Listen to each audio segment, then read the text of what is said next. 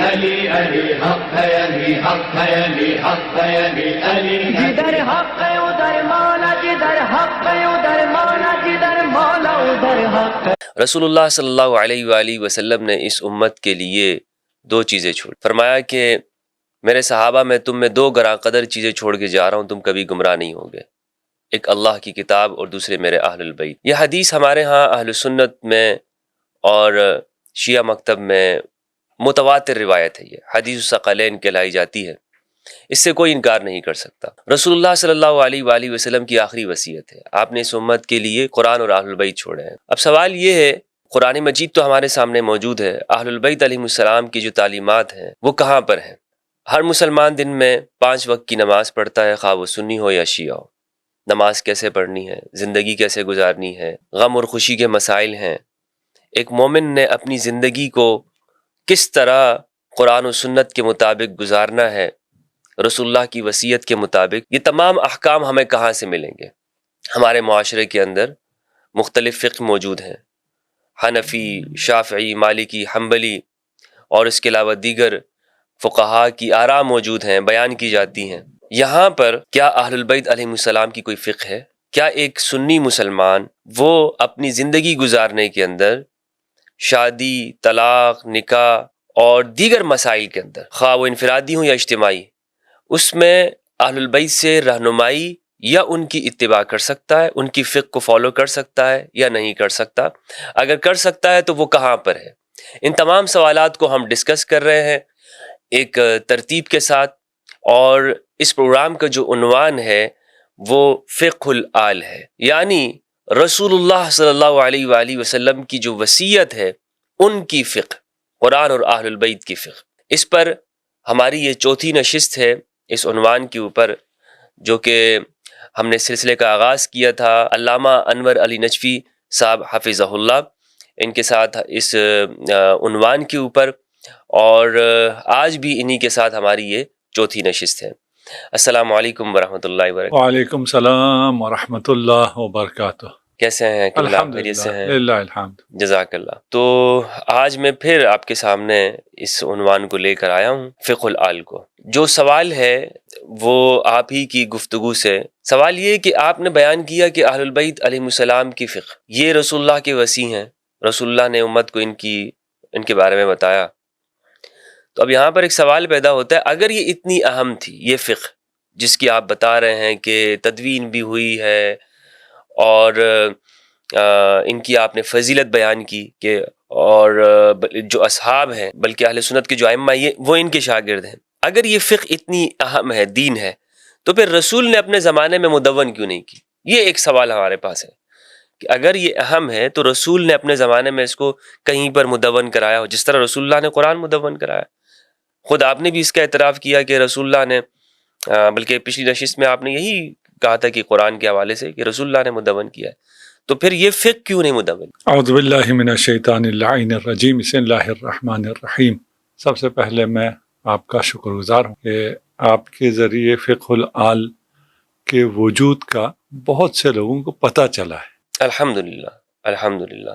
ابھی اس پہ اٹھنے والے سوالات کا مطلب یہی ہے کہ ایک ایسی چیز جو ذہن میں آئی ہی نہیں تھی اس انداز سے لوگوں کے دنوں میں، اور وہ اس کو مسلمات میں لیے ہوئے تھے کہ اسلام کے اگر دائرہ کار میں رہنا ہے تو 4 فقہ ہیں، ان میں سے کسی ایک فقہ پہ عمل کرنا ہے۔ جی یہ سوال کہ رسالت میں آپ نے کیوں مدون نہیں فرمایا، ہمارے پاس جواب ہے کہ رسول خدا نے مدون فرمایا ہے، صحیح۔ اور ساری فقہ بے املاء رسول و کتابت علی مدون ہوئی ہے، لکھی گئی ہے، اور اس میں حتی عرش الخدش کہ اگر میرے ہاتھ سے آپ کوئی خراش بھی آ جائے تو اس کا کیا تاوان دینا ہے، وہ بھی اس میں مکتوب مدون موجود۔ صحیح۔ یہ ایک صحیفہ تھا امام علی علیہ السلام کے پاس، اور یہ ہماری اہل سنت کے اندر بھی یہ روایت موجود ہے۔ بخاری کے اندر روایت بھی ہے، محمد بن حنفیہ رحمہ اللہ کو امام علی علیہ السلام نے ایک صحیفہ دے کر بھیجا کہ جائیے اور حضرت عثمان کے سامنے یہ پیش کریں، اور ایک واقعہ تھا لوگوں سے ٹیکس لینے کے حوالے سے۔ تو کتاب کا ذکر ہمیں ملتا ہے امام علی کا کہ ان کے پاس کتاب موجود تھی، صحیفہ کا ذکر ملتا ہے، لیکن یہ پوری ایک فقہ، کم از کم ہماری اہل سنت کے ہاں اس کا کوئی ہمیں واضح نشان نہیں ملتا کہ امام علی نے یا رسول اللہ نے کہیں پہ مدون کرائی ہو، تو یہ ہمارے پاس تو اس کی روایات نہیں ہے۔ تو آپ نے ابھی نشانی تو خود بتائی ہے کون سی نشانی؟ کہ امیر المومنین نے اسی صحیفے میں سے جو مبتلا بے حکم تھا وہ بھیجا کہ یہ لکھا ہوا ہے، رسول کا لکھوایا ہوا ہے، بھیجا نا؟ جی بھیجا نہیں، ایک کتاب یا صحیفہ ہے لیکن ایک پوری فقہ، کیونکہ فقہ کے اندر پوری فقہ میں جو کچھ ہم نے کہا حتی عرش الخطس موجود ہے، یہ ہمارے ہاں تعبیر موجود ہے کہ یہ جس کا انسان تصور بھی نہیں کر سکتا یہ تک ہوگا، ٹھیک نا، دیا ہوگا، زخم کا ہوگا، لیکن خراش کا بھی یہ فقہ کی اتنی ڈیٹیل موجود ہے، بالکل موجود، اتنی ڈیٹیل تک اس میں۔ اچھا آپ نے پچھلی جو نشست اس میں اربعہ اصول اربعہ وہ الگ ہے، وہ بات الگ ہے، وہ تو بات امام جعفر صادق کے زمانے میں ہے، ہم ابھی بات کر رہے ہیں خود رسول اللہ کے دور میں کہ فقہ محمدی رسول اللہ کے زمانے میں مدون ہوئی، اس پر تمام اصحاب عمل کرتے تھے، اور اگر اصحاب میں سے کبھی تخلف ہوتا تو اس تخلف کے وقت دکھا دیا جاتا کہ یہ تمہارا اس فقہ سے تخلف ہے، دیکھو مدون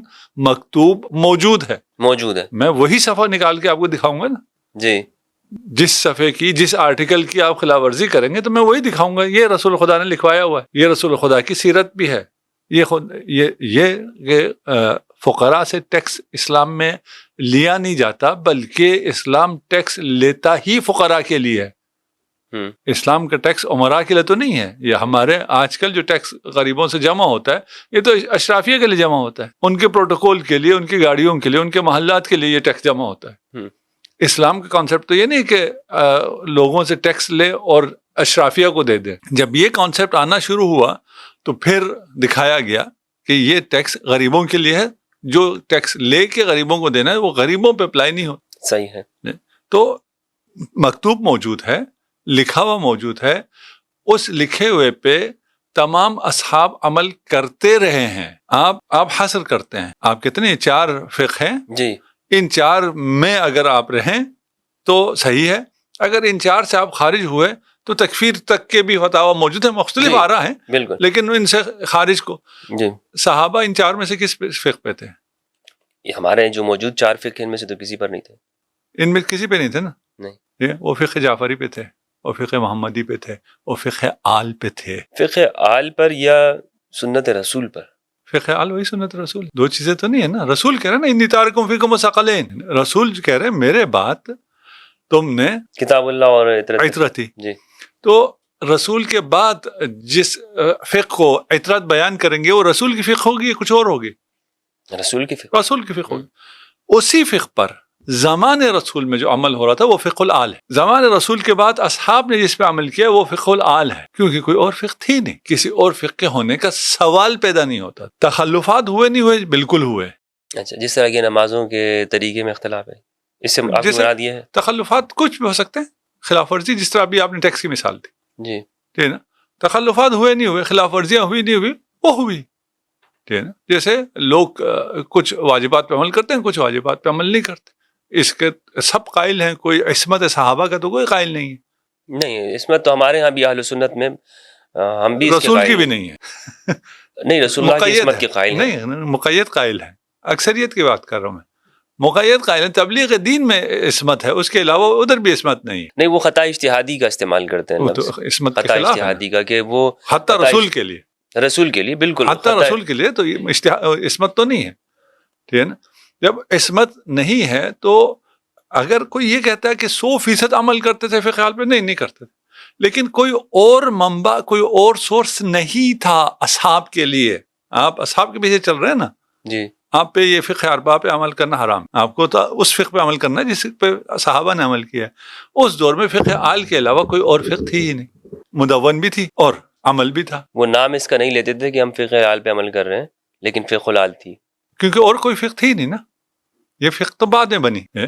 تو اس وقت آل سے دیکھیں میں اس کو اور انداز جی سے سمجھاتا ہوں. یہ جسارت ہے، میں آپ کو میں بچوں کو سمجھانے کی بات کروں. میرے نظر میں وہ نہیں، بچے ہم ہیں، بھی سمجھ رہے ہیں آپ سے، ٹھیک ہے ہم بھی نا؟ سمجھ رہے ہیں. ہاں، وہ بچے ہیں جن کو یہ مفاہیم سمجھنے ہیں. جی سب سے پہلے تو یہ سمجھنا ہے کہ جو اختلاف ہوا وہ اختلاف عقائد میں تھا، فقہ میں تو نہیں تھا. فقہ میں کیا فرق پڑتا؟ جو جیسے نماز، سب ایک جیسے نماز پڑھیں، جی ایک جیسے زکوٰۃ دیں، ایک جیسے حج کریں، ایک جیسے خمس دیں. یہاں مشکل آ جاتی ہے ہوں کیونکہ خمس پھر اہل بیت، ہوں. دشمنان اہل بیت کو یہ برداشت نہیں اچھا خمس، ہے. تاریخ میں یہی ہے. حالانکہ خمس میں تو زیادہ جو ہے وہ حصہ زیادہ ہے، ہونا چاہیے، برداشت ہونا چاہیے. دشمنان اہل بیت، اچھا دشمنان اہل بیت کو خمس برداشت نہیں ہے.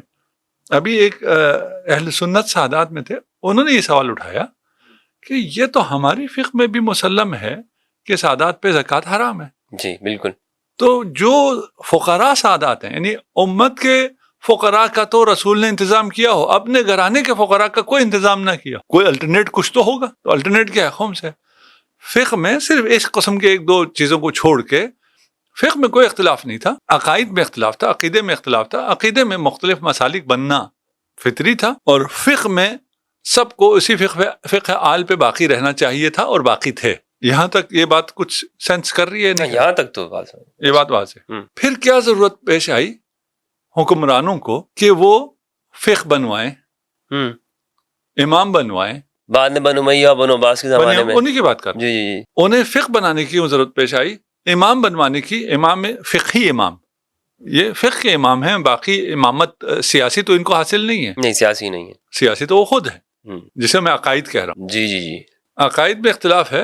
اچھا، عقائد بنانے کا اختیار ان کو بھی نہیں تھا. نہیں، عقائد میں جو امام عقائد کا امام ہے وہ تو یہ نہیں تھے نا. ہاں، وہ یہ نہیں تھے. عقائد کے امام تو وہی خلفاء تھے بنی عباس کے، بنو عباس. وہ تو وہی تھے. تو یہ بنانا چاہیے تھا فقہ میں. تو سب فقہ آل پہ عمل کرتے رہے، کیا فرق پڑتا؟ اور فقہ آل پہ عمل کرتے رہے ہیں. میرا سوال دوبارہ یہی ہے کہ ان چار سے پہلے کون سی فقہ تھی؟ کوئی فقہ نہ ہو یہ تو ممکن نہیں. صحابہ رسول خدا کے بعد کس فقہ پہ عمل کرتے تھے؟ کوئی فقہ نہ ہو یہ تو ممکن نہیں ہے. کوئی نہ کوئی تو ضرور ہوگا. کوئی فقہ ہے. سارے صحابہ مجتہد ہوں اور سارے خطائیں کر رہے ہوں اور سب کو صرف خطا اجتہادی کے ثواب ملیں، یہ بھی غیر معقول بات. کوئی نہ کوئی نظام زندگی کا ان کے پاس حرج مرج نہیں ہے نا. یعنی ایک مسجد میں نماز پڑھتے ہوں اور وہ پھر نماز بھی سب اپنے اپنے اجتہاد سے اپنے اپنی مرضی سے پڑھتے ہوں، یہ بھی نہیں ہے. اس میں کچھ چیزیں حکومت کی مداخلت سے سیاسی منافع کے لیے فقہ میں مختصر وہ ہوئی، رد و بدل ہوئی، کچھ چیزوں کو داخل کیا گیا، کچھ چیزوں کو نکالا گیا. تراویح اس کی مثال ہے. تفصیل میں ہم نہیں جاتے، وہ آپ شاید اس پہ پروگرام کریں بھی کرتے. ہمارے ہاں بھی بخاری میں روایت ہے، یہ بدعت حسنہ ہے. ہاں اسی کے لیے کہہ رہا ہوں نا، بدعت ہے لیکن ہے، اچھی بدعت ہے. یہ فقہ ہے، رسول کی نہیں ہے، آل کی نہیں ہے، اس میں اضافہ کیا گیا، انجینئرنگ ہوئی ہے. اب حسنہ ہو یا اس پہ بیٹھ کے ہم ہنسے، صحیح جو بھی ہے، یہ تھوڑی بہت الٹریشن ہوئی، تھوڑا بہت جو ان کو لگا وہ کیا، لیکن اصل فقہ آل رہی. فقہ آل رہی کیونکہ کوئی اور فقہ ہو سکتی نہیں ہے. کیوں ضرورت پیش آئی؟ یہ جو چار فقہ ہیں یہ سیاسی فقہ ہیں، یعنی حکمرانوں کی ضرورت ہے. حکمرانوں نے اپنی ضرورت کے مطابق، اپنے تقاضوں کے مطابق انہیں بنوایا، انہیں امپوز کیا، انہیں مسلط کیا، ان پہ عمل کرنے کو واجب قرار دیا، اور تلوار اور ڈنڈے کے زور پہ اس پہ عمل کروایا، جبکہ ان کا اس سے کوئی کام نہیں تھا. وہ امام ہیں، یہ جیسے مرضی ہوں، جو جیسے مرضی نماز پڑھیں، جو فقہ جیسے مرضی کریں، اس کا کوئی وہ نہیں تھا. اگر یہ بات اسٹیبلش ہو گئی نہیں ہوئی تو ہم اس پہ ایک پروگرام، آپ ہمارے ساتھ بیٹھیے، ہم یہ ثابت کریں گے کہ یہ ساری فقہ کس نے، ہم پھر نام بھی لیں گے کون سی فقہ کس سیاسی شخص نے کس وجہ سے بنوائی، اور اس کے کیا شواہد ہیں، اور اس کے کیا اعترافات ہیں علماء اہل سنت میں. یہ مجھے ویسی ان چیزوں کا شوق نہیں ہے کہ میں یہ چیزیں جو ہے سب بیان کروں. یہ میں چھوڑ دیتا ہوں خود سننے والے پہ، کہ اگر آپ کو یقین نہیں آ رہا آپ تحقیق کر لیں، آپ کے لیے ثابت ہو جائے. یہ ساری چیزیں آپ ابھی یہ پوچھ لیں کہ فقہ مالکی کس نے بنوائی، کیوں بنوائی، موطا کس نے لکھوائی، جس نے لکھوائی اس نے اس کو کیسے نافذ کیا. یہ ساری چیزیں آپ کے پاس کھل کے سامنے آ جائیں گی. آپ کے اپنے مصادر سے، آپ ہماری یا کسی اور کی متنازع کوئی چیز نہ دیکھیں، آپ اسی مین سٹریم میں دیکھیں چیزوں کو، آپ کو واضح ہو جائے گا۔ سوال یہ پیدا ہوتا ہے اس کی ضرورت کیوں پیش آئی؟ اگر آج کے مسلمان کو یہ سمجھ میں آ جائے تو سارے مسئلے حل ہو جائیں گے۔ یہ 4 فقہ کیوں بنے؟ فقہ و آل کو چھوڑ کر باقی فقہ کیوں بنے؟ اور اس میں حصر کیوں ہوا؟ جی، اگر انہی کو اللہ نے دوام بخشا اور باقی جو ہے وہ ختم اللہ ہو نے گئے۔ نہیں دیکھیں نا، سیاسی لوگوں نے بنایا، بنانے کے بعد حصر کر دیا کہ بس یہی ہے، اس کے بعد اب 5واں نہیں ہو سکتا، 6واں نہیں ہو سکتا، تمہیں انہی 4 میں سے ایک پہ عمل کرنا ہے۔ یہ غیر فطری ہے۔ رسول اللہ کے بعد 150-200 سال کے بعد ایک حصر کیا جا رہا ہے، اور ان لوگوں کی طرف سے جن کو یہ کوئی اختیار حاصل نہیں ہے کہ وہ حصر کر سکیں کہ آپ نے ان 4 میں ہی رہنا ہے اور ادھر سے آگے نہیں نکلنا ہے۔ وجہ کیا تھی؟ مجبوری کیا تھی؟ وجہ اور مجبوری یہ تھی کہ اصحاب نے، تابعین نے، سب نے حدیث ثقلین کے پیش نظر تھی، فقہ آل پہ عمل کیا تھا۔ سیاسی طور پہ جبر تھا، استبداد تھا، سیاسی امام ہو جس کو بھی مانتے تھے، سیاسی خلیفہ ہو جس کو بھی مانتے تھے، فقہ کے لیے وہ اہل بیت کی طرف آتے تھے۔ جی، حتیٰ خلفاء فقہ کے لیے اہل بیت کی طرف آتے تھے، لولا علی، عوام نہیں، صحابہ نہیں، حتیٰ ان کو بھی پتا تھا، سب کو پتا تھا، سب کو معلوم تھا کہ اگر پوچھنا ہے تو کس سے پوچھنا ہے۔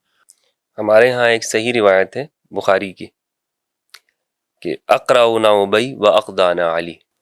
حضرت عمر کا اعتراف موجود ہے کہ ہم میں سب سے بڑا قاری وہ ابی ہے اور سب سے بڑے قاضی وہ علی بن ابی طالب۔ تو آپ کی یہ بات اس سے تائید ہوتی ہے۔ اور پھر وہ رجوع بھی کرتے تھے، رجوع بھی کرتے تھے کہ معاشرے میں سب سے قاضی فقیہ تو یہ ہیں، لیکن میں رجوع نہیں کرتا۔ جی، نہیں، رجوع بھی کرتے تھے۔ ہاں، یہ کہہ رہا ہوں، رجوع بھی، حتیٰ خلفاء رجوع کرتے تھے۔ جب خلفاء کا رجوع ثابت ہو گیا تو صحابہ کا رجوع بھی ثابت ہو گیا۔ بالکل، بھائی صحابہ اور کس کو دیکھ کے رجوع کریں گے؟ خلیفہ کو دیکھ کے رجوع کریں گے۔ یہ رجوع باقی رہا ائمہ اہل بیت کی طرف، یعنی فقہ آل۔ پھر یہ رجوع ایک داستان اور اگلی بھی بتاتا تھا کہ بھئی کیوں ان سے کیوں لیں فقہ؟ ان سے فقہ اس لیں کہ رسول خدا نے یہ فرمایا۔ جی، تو اس کے مطابق تو صرف فقہ کے امام نہیں ہیں، یہ تو عقیدے کے بھی امام ہیں۔ اچھا، یہ مشکل پیش آنا شروع ہو گئی، استبداد ہے۔ اس کے بعد جب زمانہ آگے چلتا ہے، لوگوں کے ذہن یہ سوچنا شروع کرتے ہیں کہ بھئی ہم نے فقہ اگر ادھر سے لینی ہے تو پھر حکومت بھی انہی کو ملنی چاہیے۔ اور اسی نظریے پہ بنی عباس نے حکومت لی۔ کیا بات ہے، کیا بات ہے حضرت، کیا بات ہے۔ یہ نظریہ امت میں موجود تھا، جی جی جی، دکھتا تھا، اس کے تبھی تو ان کا انقلاب تبھی تو یہ کامیاب کب سکے، یہی بنو عباس۔ اب اس کے بعد یہی ان کے خلاف بھی استعمال ہو سکتا تھا۔ انہوں نے کیا کیا؟ انہوں نے کہا جی چھوڑو جی، یہ اہل بیت کی طرف رجوع اور فقہ آل پہ عمل کو ختم کرو۔ طریقہ کیا تھا؟ 4 فقہ بناؤ اور اس میں منحصر کر دو۔ اپنے ہی جس کی اوپر انہوں نے انقلاب لایا اسی کو انہوں نے ختم کرنے کے لیے 4۔ ان کو معلوم تھے کتنا خطرناک، اسی لیے بنی امیہ سے زیادہ اہل بیت پہ بنی عباس نے ظلم کیا۔ بنو عباس نے کیا ہے۔ بنو امیہ کے ہاں تو بالکل سامنے واضح طور پر تھا کہ وہ اہل بیت کی ان چیزوں کو نہیں مانتے تھے، لیکن بنو عباس نے مان کر یہ سب کچھ کیا، نام لے کر۔ یہ اس میں سے یہ جو فقہ بننا ہے، اور یہ اگر اتنی کی کہانی یہ بالکل، یہ اگر کسی کو یہاں تک سمجھ میں آ گیا تو میں اس بات پر یقین کے ساتھ کہہ سکتا ہوں کہ وہ آئندہ یہ سوال نہیں کرے گا کہ فقہ آل کہاں ہے۔ اگر ہوتا تو نظر کیوں نہیں آتا؟ اب آپ کو کچھ نظر نہ آئے تو اس کا ہم کیا کر سکتے ہیں؟ تو کیا کہہ سکتے ہیں؟ اچھا حضرت، اس کے ساتھ ایک چیز اور بھی ہے، آپ کیا اس پہ کہیں گے کہ تھوڑا سا تاریخ کا شعور بھی ہونا چاہیے لوگوں کو، جب وہ اس طرح گفتگو کر رہے ہوں تو انہیں معلوم ہونا چاہیے، تاریخ تو پڑھے کم از کم۔ نہیں، شعور ہو کافی ہے۔ اچھا، شعور ہو تو کسی بھی چیز کا شعور ہو تو یہ باتیں ساری سمجھ میں آ جائیں گی۔ یہ جو آپ نے درمیان میں جملہ فرمایا کہ کچھ حکمران ہیں، یہ جو 4 فقہ ہیں، اس پر ایک پروگرام کی ضرورت ہے کہ جس میں گفتگو ہو کہ کن حکمرانوں کے زمانے میں اس کو وجود دیا گیا اور یہ لکھی گئی ہے، تو اس پر انشاءاللہ پھر آپ کے ساتھ ایک پروگرام رکھیں گے۔ میں نے یہ کہا کہ مجھے پسند نہیں ہے۔ دیکھیے، ایک حد تک انسان چیزیں کہہ سکتا ہے، اس کے بعد انسان کو چھوڑنا چاہیے کہ انسان، آپ خود بھی تو کر سکتے ہو، میں جس کو ان باتوں میں شک ہے ان سے میں کہہ رہا ہوں، آپ خود بھی تحقیق کر سکتے ہو۔ کوئی ایسی راکٹ سائنس نہیں ہے جو مجھے آتی ہے اور آپ کو نہیں آ سکتی ہے، ٹھیک ہے نا؟ آپ اگر چلے جائیں گے ان لوگوں تک جو حق آپ تک نہیں پہنچنے دیتے، وہ آپ کو تو اور کچھ بتائیں۔ آپ ابھی تھوڑی سی مختصر سی تحقیق کر لیں، آپ زندگی بھر کے لیے آسودہ ہو جائیں گے۔ اس پہ تھوڑی سی تحقیق کر لیں تو آپ حوض کوثر پہ پہنچ جائیں گے۔ ایک مولانا صاحب کا کہنا ہے کہ یہ جو مشہور و معروف مولوی صاحب ہیں پاکستان میں، وہ یہ کہتے ہیں کہ یہ جو ہمارے ہاں جو اہل سنت کی جو فقہ ہے، اس کو اللہ نے جو دوام بخشا ہے نا، وہ اس لیے ہے کہ یہ لکھی گئی باقاعدہ، اور یہ جو دوسری فقہ ہے یہ شیعہ کی فقہ ہے۔ اچھا، مجھے بہت مطلب میں دکھ کے ساتھ یہ الفاظ استعمال کر رہا ہوں کہ وہ اس کو جان بوجھ کر اہل البیت سے منسوب نہیں کرنا چاہتے۔ انہیں پتہ ہے کہ یہ شیعہ جو ہے وہ تو ایک جماعت ہے، لیکن جو رسول کا گھر ہے، رسول کے گھرانے کے لوگ ہیں، ان کے دی ہوئی چیز کو بھی آپ ان کو نہیں کہنا چاہتے۔ تو یہ بہت بڑا ظلم کرتے ہیں یہ لوگ، نہایت افسوس کی بات ہے۔ تو یہ مولوی صاحب کہہ رہے ہیں کہ یہ شیعہ کی فقہ ہے، اور یہ جو اہل البیت کی ہوگی فقہ، وہ اس طرح کہتے ہیں کہ اہل البیت کی ہوگی فقہ، یا ہم مان لیتے ہیں کہ ہے، لیکن انہوں نے کچھ اس طرح کو کوئی اہتمام نہیں کیا ہے۔ اہتمام تو انہوں نے کیا، لہٰذا اللہ نے اس کو تمام بخشا۔ ٹھیک ہو گیا۔ تمام ظالم خلفاء بنی امیہ بنی عباس کے یہی کہتے تھے کہ ہمیں یہ اقتدار خدا نے عطا کیا ہے، خدا نے عطا، اور اگر ہمارے اقتدار کو طول مل رہا ہے تو یہ بھی خدا نے دیا ہے، اور اگر ہم تم پہ ظلم کر رہے ہیں تو یہ بھی خدا کی طرف کی سے مرضی ہے نا۔ سب سے پہلے تو وہ یہ ثابت کریں کہ یہ دوام خدا نے دیا ہے نا، دوام خدا نے دیے۔ ایک دفعہ خدا ڈھیل دیتا ہے ابلیس کو، طول عمر خدا نے دی ہے۔ اب آپ اس کو تائید لیں گے ابلیس کو قیامت تک کی زندگی خدا نے دی ہے، لیکن زندگی تو خدا نے دی ہے نا، دوام خدا نے دیا ہے۔ اسے آپ نسبت دے سکتے ہیں فضیلت ابلیس میں؟ نہیں ہے کہ بھئی ابلیس سب سے افضل ہیں اس لیے کہ سب سے زیادہ دوام ابلیس کو خدا نے دیا ہے، باقی تو آئے کچھ دنوں میں چلے گئے، کچھ سالوں میں چلے گئے، انبیاء اوصیاء سب ختم ہو گئے، ساری فضیلتیں ابلیس کی ہو گئی، کیونکہ اسے اللہ نے دوام دیا ہے، وہ ادھر میں تطبیق نہیں کرتا ہے۔ صحیح۔ تو یہ بوس کی وجوہات ہو سکتی ہیں، یا یہ لینا نہیں چاہتے، یا یہ ہے کہ اپنی جو اکثریت ہے اس کو اس کی حمایت کے اندر کچھ بھی کہہ دیتے۔ مجبوری ہے، مجبوریوں کو سمجھنا چاہیے، ان پہ زیادہ سیریس لینے کی چیز نہیں۔ بالکل ٹھیک ہے۔ ہاں، جس استدلال سے ابلیس کی فضیلت ثابت ہو اسے کون سیریس لے لے سکتے ہیں۔ اکثر ہمارے سنی نوجوان ہیں، وہ یہ سوال کرتے ہیں کہ فقہ اہل بیت کے اوپر عمل کیسے کریں۔ مثلا وہ یہ کہتے ہیں کہ کیا مجھے اس کے لیے باقاعدہ طور پر اس بات کا اعلان کرنا پڑے گا کہ میں آج سے شیعہ ہوں، تب میں اس فقہ کے اوپر عمل کروں گا، یا میں ایک سنی رہ کر، یعنی سنی سے مراد یہ ہے کہ فار ایگزامپل میں یہی حنفی یا مالکی یا شافی حنبلی رہ کر بھی کیا میں فقہ اہل پہ عمل کر سکتا ہوں؟ نہیں، یہ تو نہیں ہوا نا کہ میں فقہ آل پہ عمل کیے بغیر بھی فقہ آل پہ عمل کر سکتا ہوں، یہ سوال یہ ہو گیا۔ ٹھیک ہے نا، مثلا میں حنفی ہوں تو میں فقہ ابو حنیفہ پہ عمل کر رہا ہوں، تو میں فقہ غیر آل پہ عمل کر کے فقہ آل پہ عمل کر سکتا ہوں، یہ تو سوال صحیح نہیں ہوا۔ یعنی وہ خود کو یہ کہنا چاہتا ہے کہ میں سنی ہوں، وہاں تک اس پہ ہم نے اعتراض نہیں کیا تھا، ہم نے کہا کہ میں فقہ حنفی پہ عمل کروں اور کہلاؤں کہ میں فقہ آل پہ عمل، یہ تو نہیں ہو سکتا، یہ نہیں ہو سکتا، یہ تو نہیں ہوا نا۔ یا حنفی رہ کر، مراد یہ ہے کہ حنفی وہ نہیں، اس کلچر کا حصہ رہ کر۔ کلچر تو جس مرضی میں رہے، ہم بھی اس کلچر میں رہ رہے ہیں نا، ہم بھی ایک حنفی کلچر میں رہ رہے ہیں، اس میں تو کیا مسئلہ ہے؟ انڈیا میں بہت سے مسلمان ہندو کلچر میں رہ رہے ہیں، اس میں کیا مسئلہ ہے؟ یہ تو مسئلہ نہیں ہے کہ آپ کس کلچر میں رہ رہے ہیں، آپ کا کیا کلچر ہے یہ مسئلہ ہے۔ آپ کس کلچر میں رہ رہے ہیں یہ الگ ہے، آپ کا کیا کلچر ہے یہ الگ ہے۔ جی، فقہ آل کا مطلب یہ ہے کہ آپ نے اپنا اختیار رسول خدا کو دے دیا کہ رسول اللہ آپ جو فرمائیں گے میں وہ، میری اپنی کوئی ترجیح نہیں ہے، آپ مجھے کیا کہلانا، آپ کیا پسند کرتے ہیں کہ میں کیا کہلاؤں؟ آپ کو پسند ہے میں آپ کا امتی کہلاؤں، میں آپ کا امتی ہوں۔ اب کوئی کہے میں عیسائیوں میں رہتا ہوں، میں یہودیوں میں رہتا ہوں، میں رسول کا امتی نہیں کہلانا چاہتا ہوں، اور میں اس کو پھر بڑا مشکل ہے جمع کرنا۔ رہ گیا کہ تشیع کا ایک کلچر عام بازار کے ہیں یا مارکیٹ کے ہیں یا معاشرہ بہتر لفظ ہے، معاشرے میں ایک تشیع کا کلچر ہے جی، اس کلچر کو اپنانا ضروری ہے؟ نہیں، کوئی ضروری نہیں۔ اس کلچر میں بھی کچھ چیزیں فقہ آل کے خلاف ہیں، آپ کہیں کہ میں اس کلچر کو اپناؤں جو فقہ آل کے خلاف ہے تو میں فقہ آل پہ عمل کروں گا، جیسے میں نے فقہ حنفیہ کے بارے میں کہا تھا اسی طرح میں اس کلچر کو بھی کہوں گا کہ یہ شیعہ کلچر جو فقہ آل کے خلاف ہے اسے اپنا کے آپ فقہ آل پہ عمل نہیں کر سکتے۔ اگر آپ کو وحشت اس قسم کے کسی کلچر سے ہے جو فقہ آل سے دور ہے. لیکن جو کلچر فقہ آل کا ہے اسے تو اپنانا پڑے گا. اسے اپنائے بغیر آپ فقہ آل پہ عمل نہیں کر سکتے. مختصر یہ کہ کنڈیشن نہیں ہونی چاہیے. جہاں اہل بیت کا معاملہ ہو. ہاں اہل بیت کا معاملہ اہل بیت نہیں ہے، یہ بندگی کا معاملہ ہے. اہل بیت کی اپنی کوئی بات نہیں ہے. اہل بیت صرف میڈیم ہے، خدا کی شریعت آپ تک پہنچانے کا ذریعہ ہے. ان کا اپنا کوئی اس میں نہ رائے ہے، وہ اصحاب رائے نہیں تھے. وہ فقہ ابو حنیفہ اور فقہ امام جعفر صادق ہے. فقہ آل میں فرق یہ ہے، یہاں کوئی مجتہد نہیں ہے، اپنی رائے کوئی نہیں دیتا ہے، یہاں یہ اپنی رائے دیتے ہیں.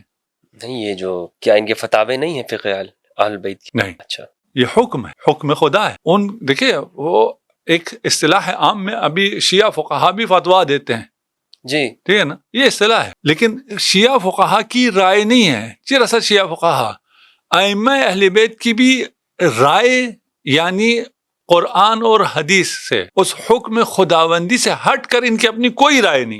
اچھا ان کی رائے حکم خداوندی ہے. یہ علم خدا کے مطابق ہے، یہ علم رسول خدا کے مطابق ہے. جو رسول خدا نے لکھ دیا امیر المومنین کو، یہ وہی بیان کرتے ہیں. ان کی اپنی کوئی رائے نہیں ہے. ابو حنیفہ کی اپنی رائے ہے، جی اس کی اپنی سمجھ ہے، اس کی اپنی رائے ہے، اس کا اپنا اجتہاد ہے. یہاں نہ رائے ہے نہ اجتہاد ہے، یہاں یہ عبد محض عبد صالح ہیں. بس فقہ آل پہ عمل کرنے کا مطلب عبودیت ہے، بندگی ہے اللہ کی. بندگی میں پھر بندہ کنڈیشن نہیں لگاتا، میں آپ کی بندگی تو چاہتا ہوں لیکن میں سر بھی کہلانا چاہتا ہوں. جی جی جی تجھے بندہ کہلانا پڑے گا. بندہ کہلانا پڑے گا. اچھا میرا اگلا سوال آپ سے یہی تھا کہ فقہ آل کی خصوصیت اور انفرادیت کیا ہے، جس کا آپ نے جواب دے دیا کہ یہ بندگی خدا ہے. نہیں، میں یہ جواب نہیں دوں گا. اچھا یہ جواب نہیں دیں گے. خصوصیت اور انفرادیت وہاں ہوتی ہے جہاں اس کے مقابل میں کوئی اور ہو. 2 فقہ 3 فقہ ہوں تو ایک فقہ کی خصوصیت ہوتی ہے، اس کی انفرادیت ہوتی ہے. ہم کہتے ہیں فقہ آل کے علاوہ کوئی فقہ ہے ہی نہیں کہ فقہ آل کی کوئی انفرادیت اور خصوصیت ہو. فقہ صرف ایک، اور وہ فقہ الآل. نہ کوئی انفرادیت نہ کوئی خصوصیت، اس معنی کہ ہم اس کو کمپیئر کریں کسی اور کے ساتھ، کیونکہ یہ رسول کی دی ہوئی ہے. ہاں یہی فقہ ہے نا، یہی فقہ ہے، اس کا حکم ہے. یہ وہی حکم خداوندی، وہی شریعت ہے، اس میں اور کچھ بھی نہیں. جب ہم نے کہا کہ خود امام جعفر صادق کی بھی کوئی رائے نہیں ہے، اور ہو بھی تو اس میں بے فرض محال کرو معصوم ہے، کوئی رائے ان کی رائے خدا کے خلاف نہیں ہو سکتی ہے. یہ ہمارا ایمان. پریکٹیکلی مبنا کیا ہے؟ مبنا یہ ہے کہ یہ جو کچھ ہے حکم خداوندی ہے، اپنی کوئی رائے نہیں ہے. جی یہاں کیا ہے؟ یہاں ان کی اپنی رائے ہے، آرا ہے، قیاس ہے، استحسان ہے، مصالح مرسلہ ہے. کیوں ہے؟ اس لیے کہتے ہیں جو ہمیں کتاب و سنت میں نہ ملے اسے ہم کیا کریں گے. یہاں یہ سوال ہی نہیں ہے. اچھا یہاں یہ ہے ہی نہیں. نہیں ہو سکتا کہ کتاب و سنت میں حکم نہ ہو اور ہم پریشان ہوں کہ اب ہم کیا کریں گے. ہم اجتہاد کریں گے یا ہم صحیح کریں گے یا ہم غلط کریں گے، دونوں صورت میں ہم ثواب حاصل کریں گے. ایسی باتیں ادھر نہیں ہیں. اس لیے کوئی قیاس ہی نہیں ہے، یعنی مقایسہ نہیں ہے، کوئی کمپیریزن نہیں ہے کہ جس کی وجہ سے ہم کہیں کہ خصائص اور انفرادیت فقہ آل کی کیا ہے. ایک ہی فقہ ہے، باقی تو فقہ ہی نہیں. تو یہ آپ نے جو کہا کہ اس میں قیاس نہیں ہے فقہ آل کے اندر، تو بعد میں جو شیعہ فقہا ہے وہ تو یہی قیاس تو کرتے ہیں. نہیں، کوئی شیعہ فقیہ قیاس نہیں کرتا. جو نئے جدید دور کے جو مسائل ہیں، کیا اس کے احکام تو پچھلی فقہ میں تو بیان نہیں ہوں گے؟ نہیں، کوئی ایسا نہیں ہے. نئے دور میں کوئی ایسی چیز نہیں ہے جس کا حکم بیان نہ ہوا ہو. حکم 2 طرح سے بیان ہوتا ہے، ایک کلیات سے بیان ہوتا ہے، ایک جزیات سے بیان. کوئی ایسی چیز نہیں ہے. یہ دیکھیں، یہ شریعت کسی ایسے نے بنائی ہو جس کو پتہ نہ ہو آئندہ کیا ہونے والا ہے.